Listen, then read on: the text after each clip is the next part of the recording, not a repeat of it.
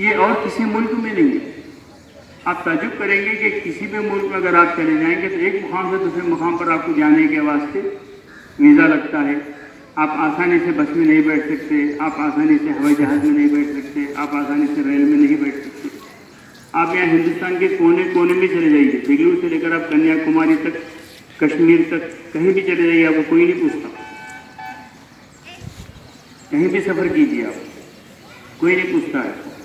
یہ بہت بڑی بات ہے، یہ محبت، خلوص، الفت کی بات ہے۔ تو وطن سے دوستی، وطن سے محبت، خلوص، ایثار کا جذبہ آپ میں بھی ہونا چاہیے اور ہمیشہ اپنے ملک کے ساتھ وفادار رہنا چاہیے۔ یہ باتیں آپ کو اسے بتا رہا ہوں کہ آپ آگے چل کر کے دوسرے مقامات پر جاتے ہیں تعلیم حاصل کرنے کے لیے، حیدرآباد جاتے ہیں، پونا جاتے ہیں، ناگپور جاتے ہیں، بمبئی جاتے ہیں، دہلی جاتے ہیں، دور دور تک بھی جاتے ہیں، تو آپ میں یہی جذبہ ہونا چاہیے کہ ہم اسٹوڈنٹ ہیں، ہم طالب علم ہیں، ہم وفادار ہیں، اس ملک کے وفادار ہیں۔